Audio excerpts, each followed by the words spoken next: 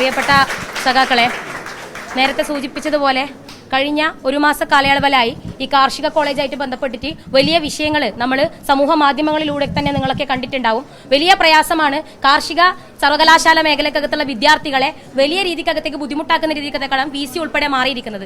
കഴിഞ്ഞ കാലഘട്ടങ്ങളിൽ ഉൾപ്പെടെ വലിയ പ്രയാസം ഈ ഒരു സർവകലാശാലയായിട്ട് ബന്ധപ്പെട്ടിട്ടുണ്ടായിരുന്നു. ഈ ഘട്ടത്തിൽ നേരത്തെ സൂചിപ്പിച്ചതുപോലെ 15,000 രൂപ സെമസ്റ്റർ ഫീ ഉണ്ടായ ഒരു കുട്ടിക്ക് ഇത്തവണ വരുന്ന ഘട്ടത്തിൽ 89,000 രൂപ കോഷൻ ഡെപ്പോസിറ്റ് ഉൾപ്പെടെയുള്ള 89,000 രൂപയാണ് ഒരു സെമസ്റ്ററിൽ അടക്കേണ്ടി വരുന്നത്. ഇതായിട്ട് ബന്ധപ്പെട്ടിട്ട് പല രീതിക്കകത്തേക്കുള്ള ആലോചന യോഗം ഉൾപ്പെടെ യൂണിവേഴ്സിറ്റി കേന്ദ്രീകരിച്ചുകൊണ്ട് നടക്കുന്ന വേളയിൽ അവിടുത്തെ VC B അശോക് എന്ന വ്യക്തി പറയുകയാണ്, ഒരു സീറ്റിന് നിങ്ങളല്ലെങ്കിൽ ബാക്കി 10 ആൾക്കാർ വരുമെന്ന് പറഞ്ഞുകൊണ്ട് പുതിയ വിദ്യാർത്ഥികളുടെ സ്വപ്നങ്ങൾക്ക് മേൽ തകർക്കാൻ വേണ്ടിയിട്ടാണ് B അശോക് ഉൾപ്പെടെയുള്ള VC ഇതിന്റെ ഭാഗമായി ശ്രമിച്ചുകൊണ്ടിരിക്കുന്നത്. ഈ കൂട്ടരോടൊക്കെ ഞങ്ങൾക്ക് ഒറ്റ കാര്യമേ പറയാനുള്ളൂ. ഞങ്ങൾ SFI പ്രവർത്തകർ ഇതിനു മുമ്പേയും ഒട്ടനവധി പ്രകടനവും പ്രതിഷേധവുമായിട്ട് മുന്നോട്ട് വന്നിട്ടുണ്ട്.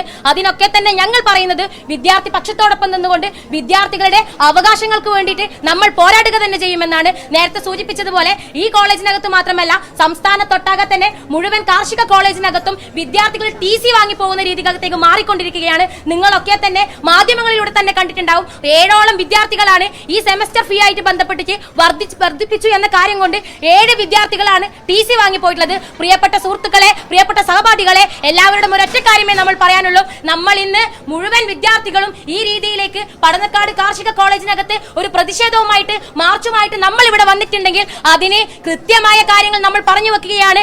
എന്ത് വലിയ കാര്യം വന്നാലും വിദ്യാർത്ഥികൾക്ക് വേണ്ടിയിട്ട് ഈ പറഞ്ഞ രീതിക്കകത്തേക്ക് വിദ്യാർത്ഥികളുടെ മേഖലയെ തന്നെ കച്ചവടവൽക്കരിക്കാനാണ് നിങ്ങൾ ശ്രമിക്കുന്നുള്ളതെങ്കിൽ നിങ്ങൾക്കെതിരെ തക്കതായുള്ള കാര്യവുമായിട്ട് ഞങ്ങൾ വരും.